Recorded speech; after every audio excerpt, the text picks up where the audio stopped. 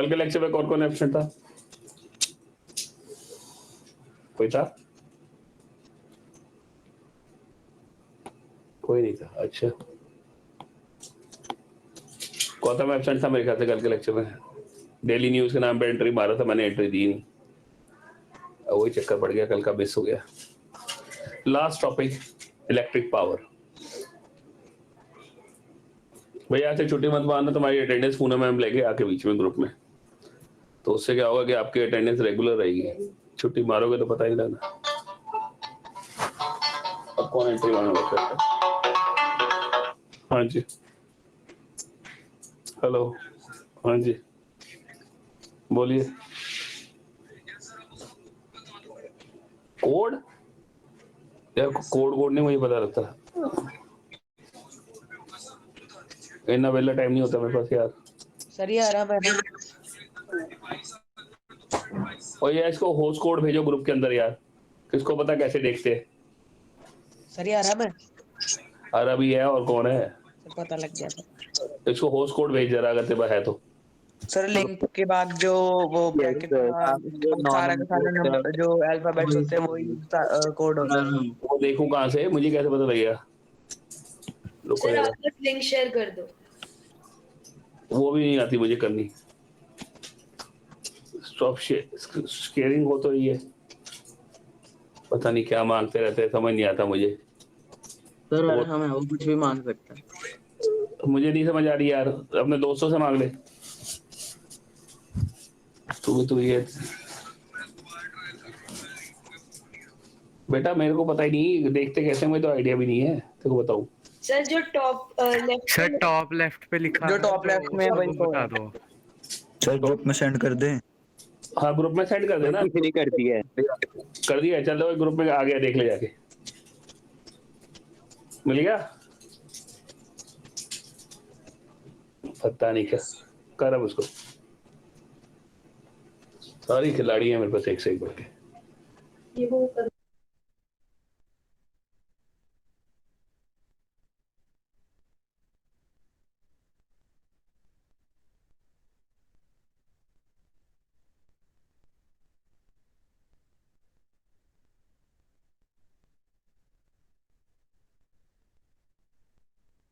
Okay बच्चों start करें, time काफी हो गया।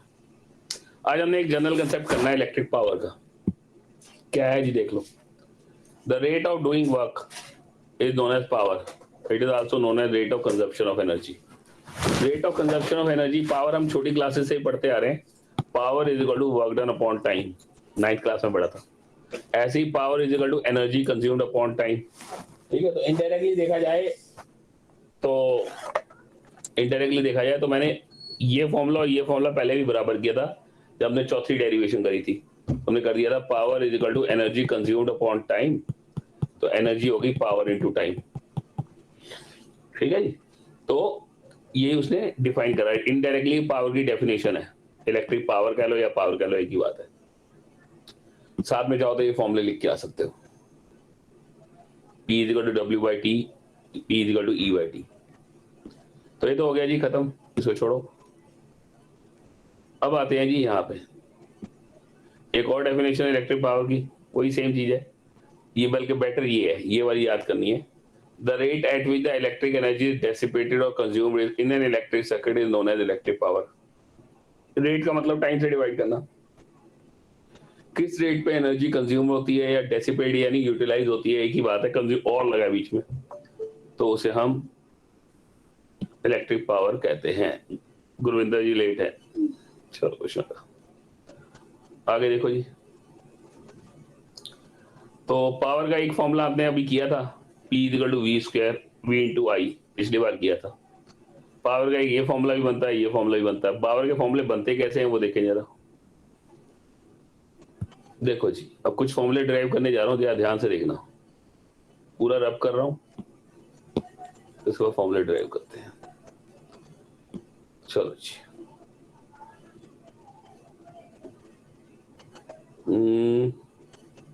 पहले वर्क, एक बात ध्यान रखना, जो भी फॉर्मूले एनर्जी के फॉर्मूले हैं, जो हीट के फॉर्मूले हैं और वर्क डन के फॉर्मूले हैं, तीनों बराबर ही होते हैं। यानी अगर हम कहते हैं, ध्यान से सुनना, यानी हम कहते हैं कि H is equal to I square R T, पिछली बार डिराइव किया था, तो मतलब E is equal to I square R T, ये भी सही है, और W is equal to I square R T, ये भी सही है। मतलब इस तीनों के फॉर्मूले कोई भी हो बराबर होते हैं, पहली बात, ठीक है। तो इसको रब कर देते हैं जरा नीचे वाले को। अब हमने पढ़ा था E is equal to P into T, ठीक है। Energy consume is equal to power into time.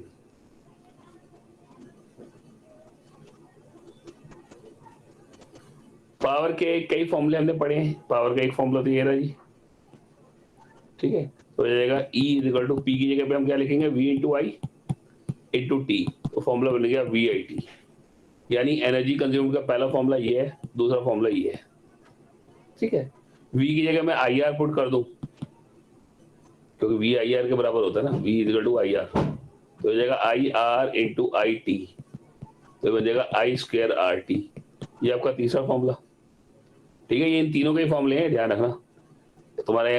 अब आई क्या होता है, आई होता है V upon R, V upon R. तो अगर मैं आई की जगह पे V अपॉन आर कर दूं और उसका स्क्वायर कर दूं, तो यह आर इंटू टी भी आ गया। तो इस फॉर्मूले को मैं आगे कैसे लेके जा सकता हूँ, नीचे वाला आर इस आर से कट जाएगा, तो ये बन जाएगा E is equal to V square by R square into R into T.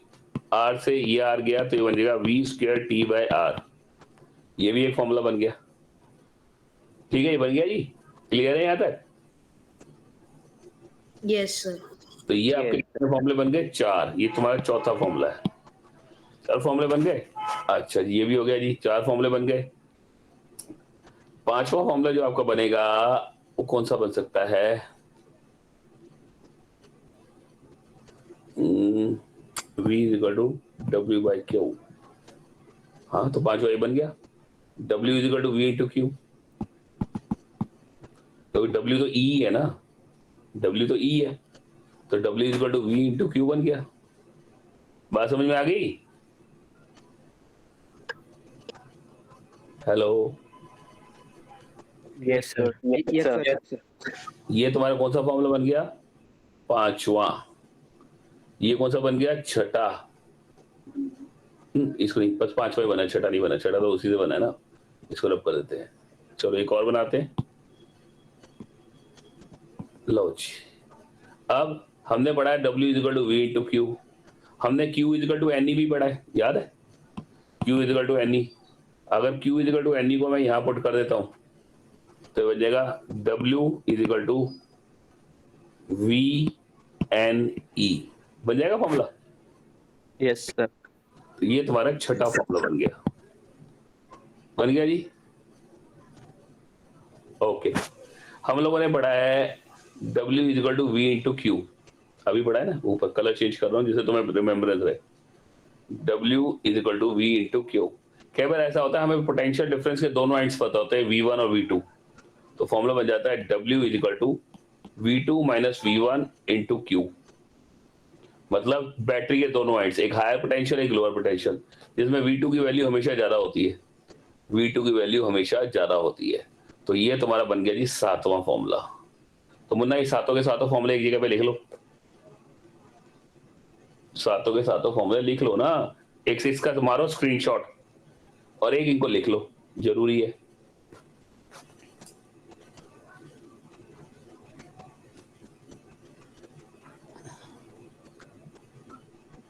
Work done के तुमने 7 फॉर्मूले पढ़ लिए, कल को कोई भी आ जाएगा पता ही नहीं।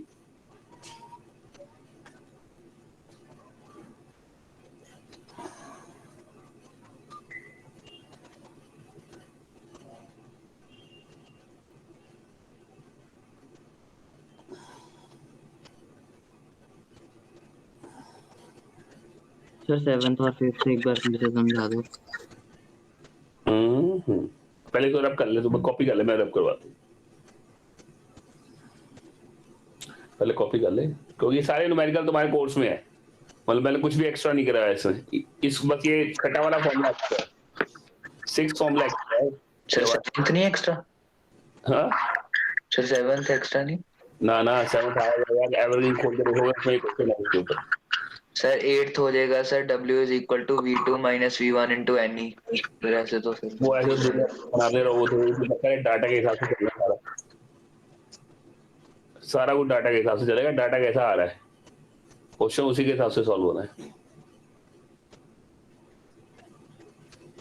मैं तभी तो कह रहा हूँ ध्यान से पढ़ लो ये चैप्टर हमारा। अगर हमारे 40 दिन हमारे पास रह गए तो 40 दिन में 20 दिन मैंने इस पे देने हैं चैप्टर पे। ये चैप्टर अभी भी खत्म नहीं हो रहा, एनसीईआरटी के पॉइंट से तो आज ही खत्म है। नेक्स्ट वीक तुम्हारी सारी टेस्टिंग चल रही है, मंडे को भी तुम्हारा टेस्ट है, 13 तारीख की छुट्टी है, 14 को भी टेस्ट है, 15 को भी टेस्ट है। सर कल है टेस्ट की? कल नहीं अभी नहीं है, मैं समय इन 2-3 दिन में शायद बाहर हूँ कहीं, ठीक है ना। अगर मैं कहीं बाहर हुआ तो टेस्ट डाल दूंगा, करते रहना, क्वेश्चन तुम्हें पहले मिल जाएंगे।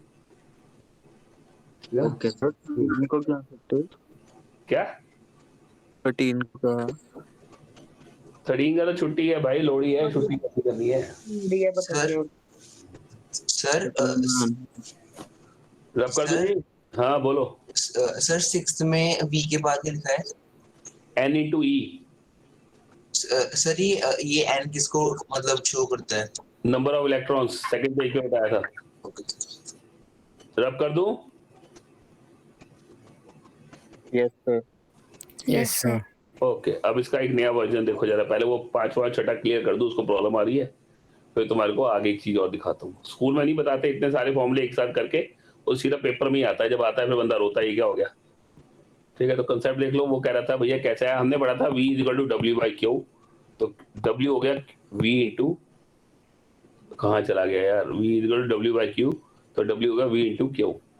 आमतौर पर कई बार ऐसा होता है, एक सेल दे रखा होता है, सेल में ऊपर पॉजिटिव नीचे नेगेटिव, हायर पोटेंशियल दे रखा होता है 20 कूलम, नीचे वाला दे रखा हो 10 कूलम। ये हो गया तुम्हारा, कहते हैं V2, ये हो गया तुम्हारा V1। ठीक है, तो हम क्या करते हैं, इसको चेंज कर देते हैं, V2 minus V1 into Q।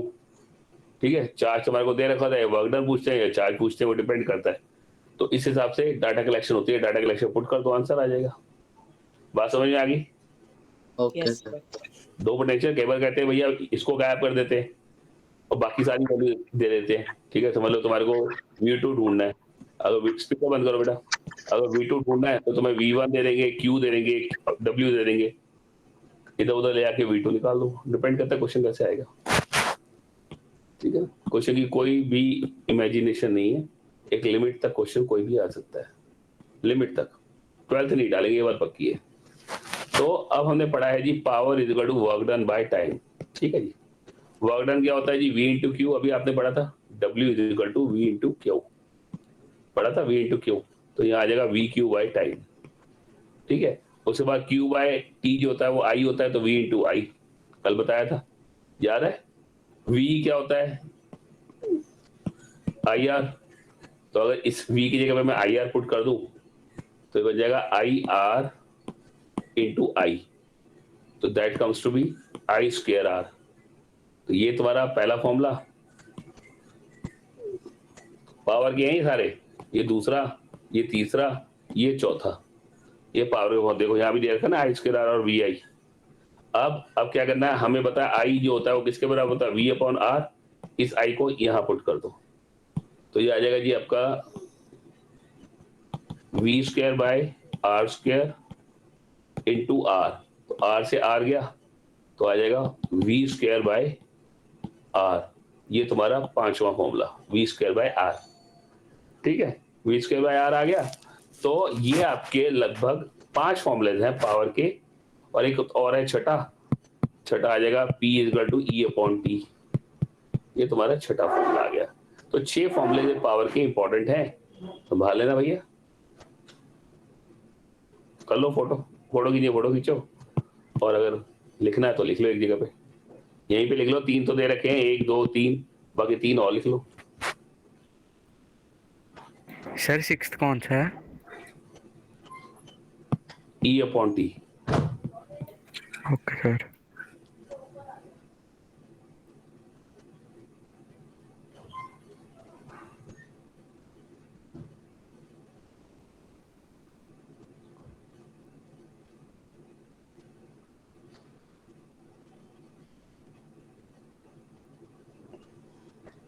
Copy हो गया जी?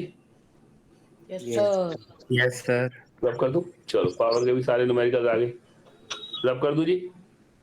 ठीक है। Yes sir. चक्कर है इन फॉर्मूलों को एक साथ देने का फायदा ये है कि आपको एक ही जगह पे मिल गए, अब आप उसके हिसाब से सॉल्विंग कर सकते हो। अब आ गया जी SI unit of power is what, last year भी पढ़ा था। सर आखिरी दो फॉर्मूलाज दोबारा बता दो। एक तो एनर्जी कंज्यूम्ड अपॉन टाइम था और एक शायद आई स्क्वायर आर था। Sir V square upon sir इसके ऊपर दिया हुआ है ऐसा यूनिट जहाँ लिखिए। हाँ हाँ दिया हुआ है वी स्क्वायर बाय आर, ये रहा। ठीक है, तो इस हिसाब से अगर देखा जाए, इस हिसाब से देखा जाए तो पावर की ये यूनिट होती है वॉट। अब वॉट तो पावर तो कई तरीके से डिफाइन हो जाती है। अब तुमने भैया पावर के कितने फॉर्मूले कर लिए, power is equal to I square R, power is equal to energy consumed upon time, power is equal to V square by R. ठीक है, उसके बाद power is equal to work done upon time. ठीक है, उसके बाद power is equal to एक आधा और भी आ गया होगा, कोई बड़ी बात नहीं है। तो अब देखने वाली बात है कि जो इसने डिफाइन करी है यूनिट कौन सी, 1 वॉट डिफाइन करी, वो किसके बेसिस पे करी है। और एक आ गया power is equal to V into I. V की यूनिट होती है वोल्ट और आई की यूनिट होती है एम्पियर। तो इसने इसके बेस पे पावर की डेफिनेशन बनाई है। It is the power consumed by the device of carrying a current of 1 ampere when operated at a potential difference of 1 volt. क्योंकि अगर वो इसको हिसाब से करता फिर तो ओम आता डेफिनेशन में और यहाँ एम्पियर आता। ठीक है, लेकिन और यहाँ पे पोटेंशियल डिफरेंस और ओम आता, लेकिन इनको यूज नहीं किया, उसने यूज किया वी इंटू आई और वी इंटू आई के हिसाब से डेफिनेशन बनाई है करंट और पोटेंशियल डिफरेंस। बात समझ में आई? हाँ बोलो। सर हम बाकी सब चीजें बना सकते हैं। बना सकते हो, पंगे लगे ना में टीचर का भरोसा नहीं होता। हम क्यों पंगे लगे हाथ में, अच्छा खासा दिया हुआ है, बनाने का तो बहुत कुछ बन जाता है। अब भैया 1 वॉट किसके बराबर होती है, वोल्ट एम्पियर। कल को पूछ ले वोल्ट एम्पियर किसके बराबर होता है, तो तुम्हें पता होना चाहिए 1 वॉट के बराबर वोल्ट एम्पियर होता है। ये यूनिट किसकी है, ये यूनिट है पावर की। ये तो हो गया जी। ओके, अब आते हैं अगले पार्ट पे। भैया हाई यूनिट, अगर छोटी यूनिट वॉट है तो हाई यूनिट किलो वॉट होगी। 1 किलो वॉट में 1000 वॉट होता है। Electrical energy is the product of power and time, कल भी बताया था। E is equal to P into T, अभी भी बताया है, पावर इंटू टाइम। क्यों, power energy consumed upon time होता है। ये इलेक्ट्रिक एनर्जी की यूनिट है, कौन, वॉट आवर। ये ध्यान से सुनना, ये इलेक्ट्रिक एनर्जी की यूनिट है। पावर की यूनिट क्या है, वॉट। इलेक्ट्रिक एनर्जी की यूनिट क्या है, वॉट आवर। लेकिन अगर वो कहते हैं commercial unit of electric energy बताओ, कमर्शियल यूनिट। सर आज तक तो हमें कहते रहे हैं कि सर 1 वॉट जूल पर सेकंड होता है सर। तो मैंने कौन सा गलत कहा, 1 वॉट जूल पर सेकंड भी चलता है सर बट अब मतलब जूल पर second is equal two volt into ampere. आहो, बिल्कुल बिल्कुल, सब बराबर है, एक दूसरे की यूनिट में कन्वर्ट हो रहे हैं और कुछ नहीं है। ठीक है ना। अब अगर तुम्हें कमर्शियल यूनिट ऑफ एनर्जी आ जाए तो तुम कहोगे किलोवाट आवर। अगर ये तो मैं तुम्हारे को इसलिए मार्किंग करी है, तुम्हें याद रहे, कमर्शियल यूनिट ऑफ एनर्जी आ गई किलोवाट आवर, इलेक्ट्रिक एनर्जी की यूनिट आ गई तो वॉट आवर, पावर की यूनिट आ गई तो वॉट। वॉट को डिफाइन करना आया हुआ है और वॉट आवर को भी उसने डिफाइन करा हुआ है। डिफाइन कहाँ किया हुआ है, ये रहा, ये वॉट आवर की डेफिनेशन है। क्या दी है वॉट आवर की डेफिनेशन भाई, 1 watt hour the energy consume. ध्यान रखना, यहाँ पे बच्चे क्या करते हैं, एनर्जी कंज्यूम की जगह पावर कंज्यूम लिख देते हैं, सीधा जीरो दूंगा। 1 वॉट आवर एनर्जी की यूनिट है, पावर की नहीं है। 1 watt hour is the energy consume when 1 watt of power is used for 1 hour. अगर 1 वॉट का तो आपके पास कोई अप्लायंसेस है, वो 1 घंटे तक चलेगा, तब वो जो एनर्जी कंज्यूम करेगा दैट इज 1 वॉट आवर। लेकिन अगर यहीं पे आपका 1 जीरो और यहाँ पे आपका 1000 वॉट हो जाता, ठीक है, तो बाकी सारा कुछ सेम रहता, तो यहाँ डेफिनेशन बन जाती किलो वॉट आवर की। फिर कह रहा हूं यहाँ पे अगर 1000 वॉट होता, मतलब क्या बना, 1 kilowatt hour is the energy consume when 1000 watt of power is use for 1 hour. जब 1000 वॉट की पावर 1 घंटे तक चलती है, then it is said to be 1 kilowatt hour. और नहीं तो 1 वॉट है और 1 घंटे तक चल रही है तो 1 वॉट आवर। बात समझ में आ गई है? Yes sir. Yes, sir. छोटी छोटी डेफिनेशन है, एंड में जाके पता क्या होता है, डेफिनेशन नहीं याद होती। ओके जी, चलो जी। किलोवाट आवर का दूसरा नाम क्या है, मैंने बता दिया, कमर्शियल यूनिट ऑफ एनर्जी। तीसरा नाम क्या है, यूनिट। मतलब किलोवाट आवर के टोटल टोटल जो है 2 नाम है, 3 रहता है, इसको गिन के 3 हो जाता है। एक हो गया किलोवाट आवर, एक हो गया यूनिट, और एक हो गया कमर्शियल यूनिट ऑफ एनर्जी। इसको एक और नाम भी दिया जाता है, प्रैक्टिकल यूनिट ऑफ एनर्जी।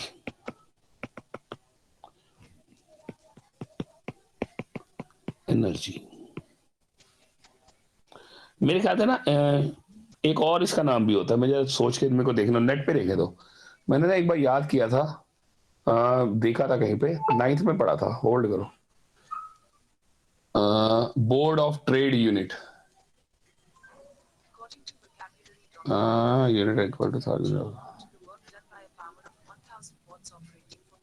हाँ बिल्कुल, इसका एक और नाम भी होता है, मैंने वो कहा ना, इसे बोर्ड ऑफ ट्रेड यूनिट भी कहा जाता है, BTU। ये मैं पिछले 20 सालों में पहली बार बता रहा हूँ बच्चों को, मैंने कहीं पढ़ा था तो आज तुम्हें बताया हूँ। इसे BTU भी कहा जाता है, BTU, board of trade unit. ठीक है जी, ओके जी। सर और क्या प्रैक्टिकल यूनिट भी कहते हैं? प्रैक्टिकल यूनिट भी कहते हैं इसे। अब इस लाइन का एक क्वेश्चन बना लो, इस इतने से का लिखो, derive the relationship between kilowatt, derive the relationship between SI and commercial unit of energy। Derive the relationship between SI and commercial unit of energy।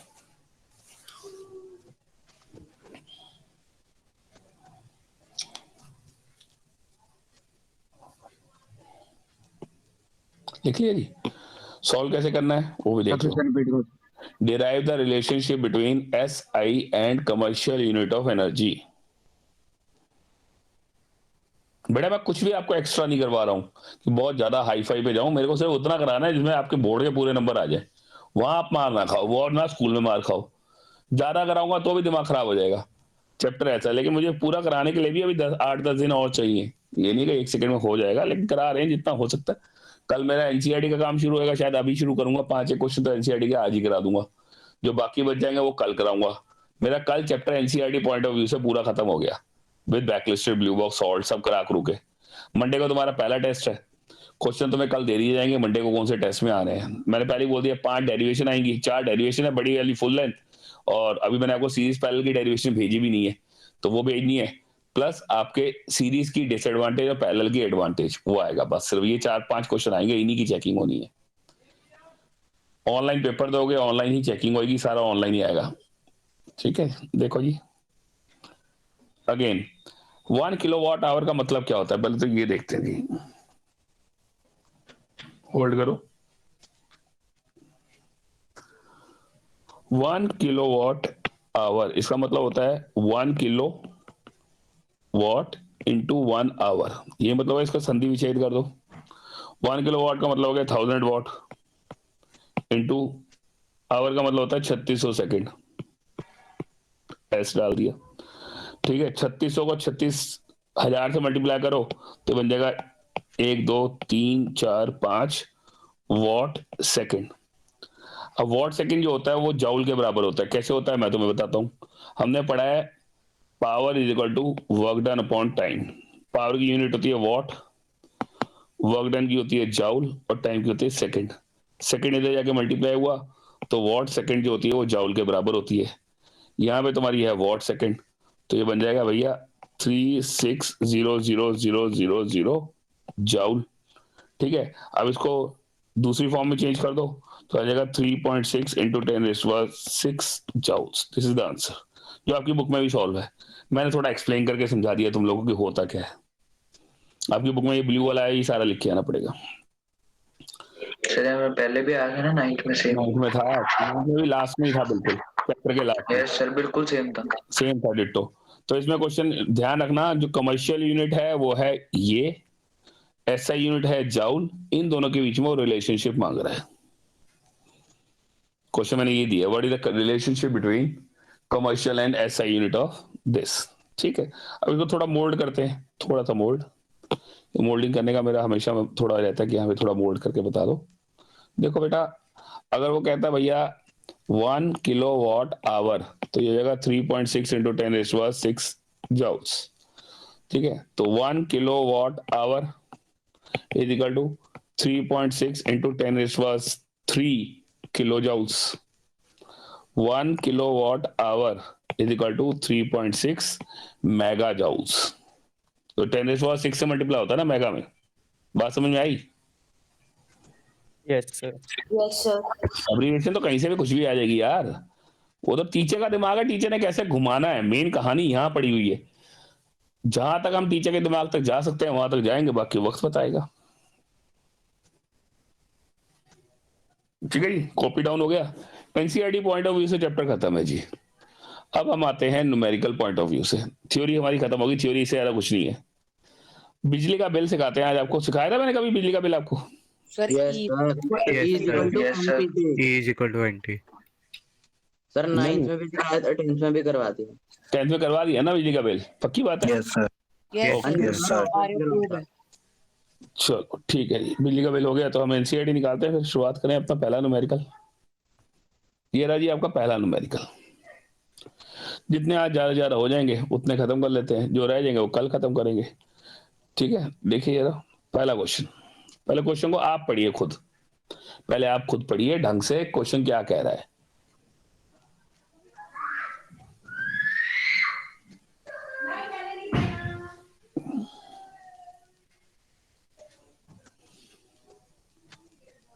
पढ़िए जी।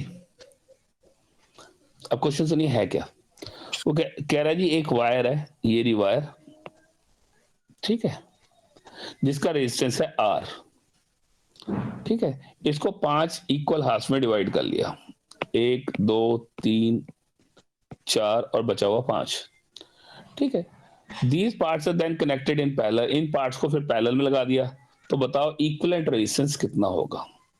अब पहले तो हमें ये ध्यान रखना है कि हर पार्ट का रेजिस्टेंस कितना होगा, क्योंकि हम लिखेंगे, पहला पार्ट सॉल्व कर रहा हूं, since resistance is directly proportional to length, क्योंकि रेजिस्टेंस लेंथ के प्रोपोर्शनल होती है, तो therefore resistance of each part will be equal to, किसके बराबर होगी? हर पार्ट का रेजिस्टेंस कितना हो जाएगा जी? R divided by 5।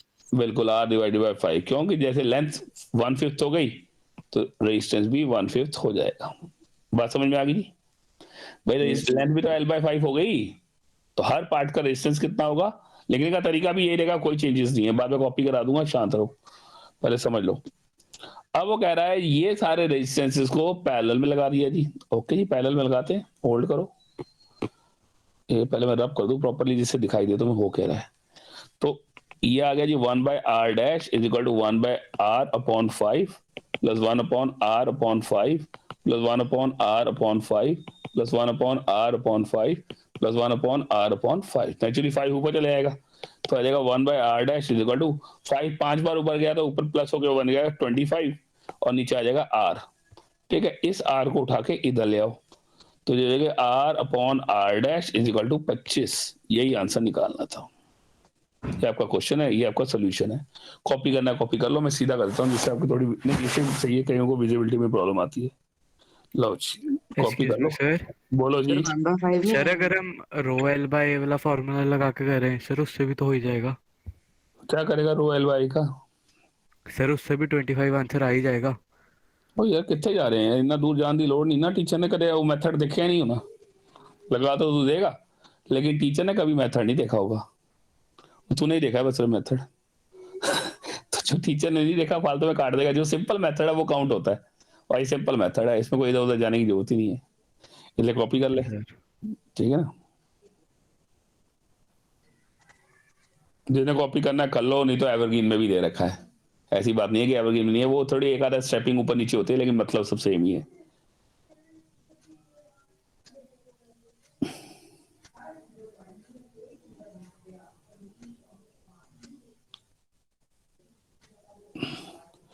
नेहल जी समझ में आ रहा है?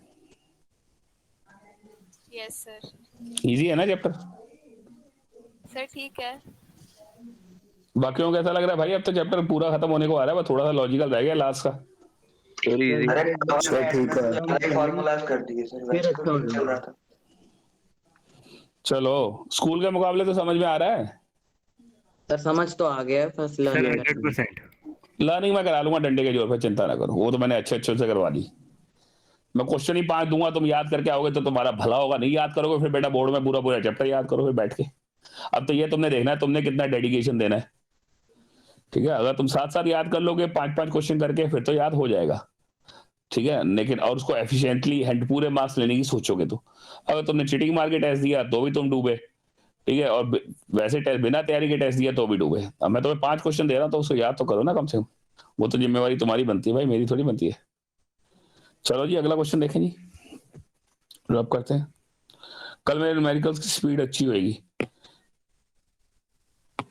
चलो जो क्वेश्चन जल्दी हो जाते हैं आज वो कर लेते हैं, जो छोटे होंगे वो बाद में कर लेंगे जी, कोई ऐसी इशू नहीं है।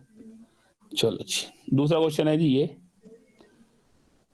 लो जी, Which of the following term does not represent the electric power? इसमें से पावर का कौन सा फॉर्मूला नहीं है भैया? ये फॉर्मूला पावर का नहीं है। तो सेकंड वाला सेकंड वाला आई है।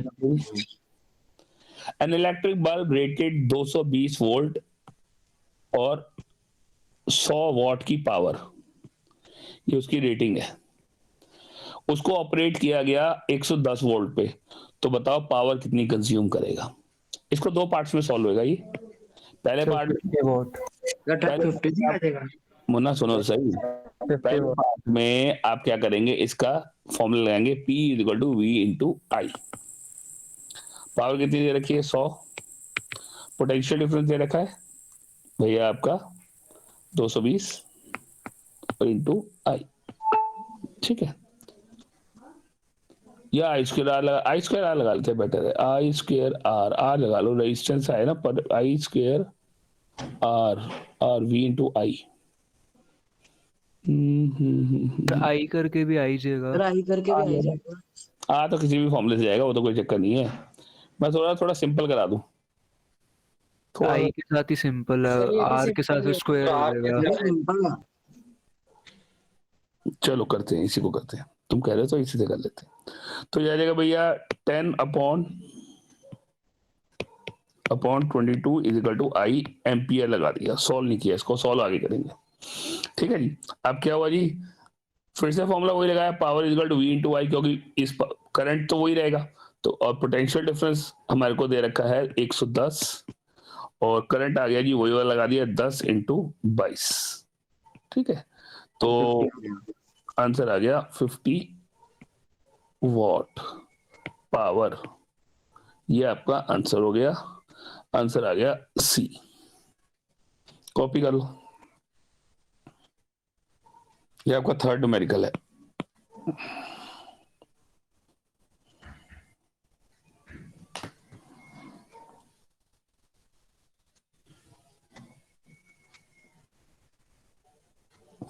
हो गया जी।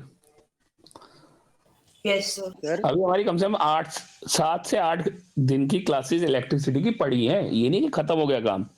8 से 9 दिन अभी चलेगा इलेक्ट्रिसिटी, और क्योंकि एक्स्ट्रा ही बहुत है।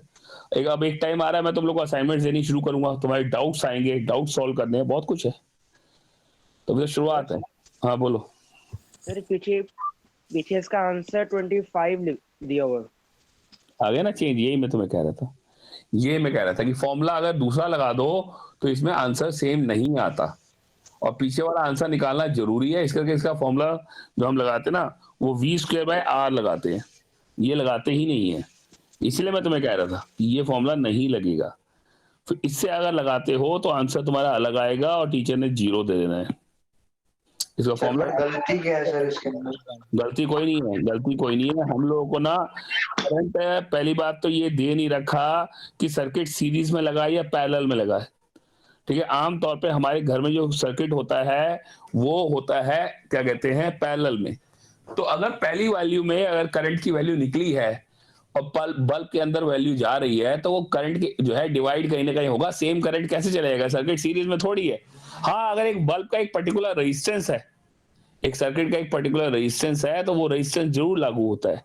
तो होएगा क्या, ये ऐसे चलेगा, power is equal to V square by R. Power कितनी दी है जी, 100। वी स्क्वायर कितना दिया जी, 220 इंटू 220 अपॉन आर।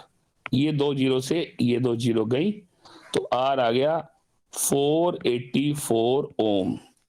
फिर से ये फॉर्मूला लगाया, V square by R. V कितना है जी आपको बेसिकली 110 इंटू 110, आर कितना है जी 484। अब काटो तो पावर 25 वॉट आएगा। This is the answer. ये है थर्ड क्वेश्चन। यही मैंने आपको बताना था कि बेटा इसमें आंसर सेम नहीं आता अगर तुम दूसरा लगा दो फॉर्मूला। तो इसमें एक आधी जगह पे हमें पावर के लिए बड़ा ध्यान रखना पड़ता है कि फॉर्मूला लग क्या रहा है, ठीक है ना। आमतौर पे जब इस टाइप के क्वेश्चन आते हैं तो वी स्क्वायर बाय आर ही लगता है। वी इंटू आई लगाओगे तो वो करंट के हिसाब से सॉल्व होगा तो टीचर ने 0 दे देना है, ठीक है जी। पोटेंशियल डिफरेंस कौन सा लगाना है? पावर की तो आती है। कौन सा लगाया वहां पे क्या पेपर? सर पेपर में कौन सा लगाया कैसे पता लगेगा? नहीं पता, यही लगना ही है, दूसरा लगेगा ही नहीं। और असल में क्या है, क्वेश्चन पे डिपेंड। फॉर्मूले बहुत सारे हैं, फॉर्मूले बहुत सारे, लेकिन इस पर्टिकुलर क्वेश्चन में थोड़ा ध्यान रखना पड़ता है। एक ये और एक इससे अगला, एक इससे अगला, क्योंकि उसमें भी रेशियो चेंज हो जाती है अगर फॉर्मूला चेंज कर दो तो। फॉर्मूला चेंज मतलब जिसके अंदर पोटेंशियल डिफरेंस चेंज होगा उसके अंदर हमें यही फॉर्मूला लगाना। बिल्कुल बिल्कुल बिल्कुल बिल्कुल बिल्कुल बिल्कुल। सर अब बोलो सर, अगर लेकिन पोटेंशियल डिफरेंस आती होगी तो फिर पावर भी तो आती होगी। किसमें, फिर इसी क्वेश्चन में किसमें पावर, पावर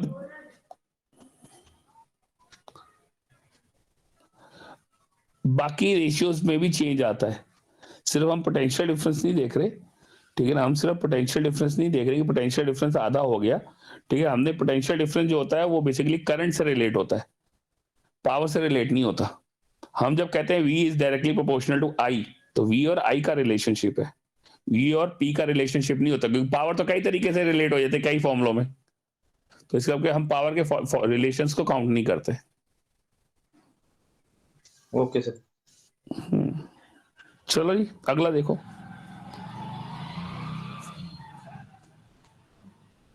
अगला क्वेश्चन जो है हर बुक में गलत दे रखा है। अगला क्वेश्चन हर बुक में गलत दिया है, सॉल्व ही नहीं सही तरह हुआ है, चाहे वो एवरग्रीन है चाहे वो लक्ष्मी सिंह है, हर बुक में गलत सॉल्व हुआ है। अगर उसके हिसाब से सॉल्व कर दो, लक्ष्मी सिंह में तो आंसर ही गलत दिया हुआ है, लक्ष्मी सिंह में तो आंसर ही गलत है। तो ये बात बहुत ध्यान रखनी पड़ती है कि कैसे करना है, ठीक है ना, वो जरूरी है। इस टाइम कितने बच्चे प्रेजेंट है?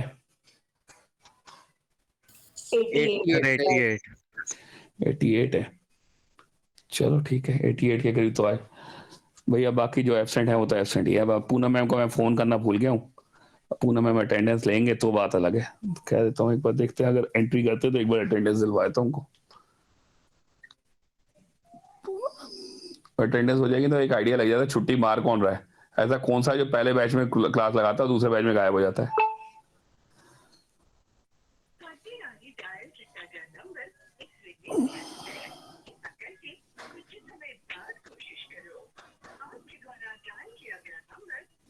अभी तो व्यस्त है भैया नंबर। चलो कुछ नहीं था, आ जाएगा फोन। अगला क्वेश्चन देखते हैं जी। ये अगला क्वेश्चन थोड़ा बड़ा है, कल करेंगे हम। एक छोटा सा न्यूमेरिकल कर लेते हैं, वो ज्यादा बेटर रहेगा, इसको कल कवर कर लेंगे। भैया ये क्वेश्चन तो तुम ही सॉल्व कर दो, हो जाए तो। ये क्वेश्चन है 8वां,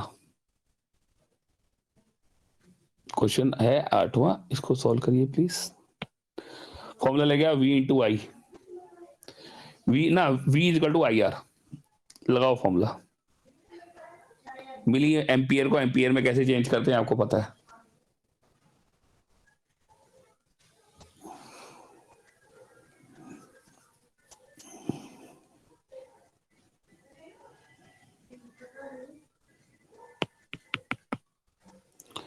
12 करंट कितना है 2.5 मिली एम्पियर यानी 2.5 इंटू 10⁻³ इंटू आर। ठीक है जी, ये बन गया। अब आर निकालना है तो R will be equal to 12/2.5 multiply by 10⁻³ 10⁻³ ऊपर चला गया और पॉइंट भी ऊपर चला गया, तो आ जाएगा भैया 120 इंटू 10⁻³ डिवाइड कर लो, आंसर आ जाएगा। हो जाएगा जी, हो गया। हो गया सर। 4.8 into 10⁻³। एक 4.8 कह रहा है, एक 48 कह रहा है। Sir 48 into 10⁻⁰ sir 4.8 into 10⁻⁴। ठीक है जी, इतना ही करते हैं, रिवाइज कर लो, कल मिलते हैं, दोबारा से करेंगे आगे। Thank you. Bye sir. Bye sir. Bye. Bye sir.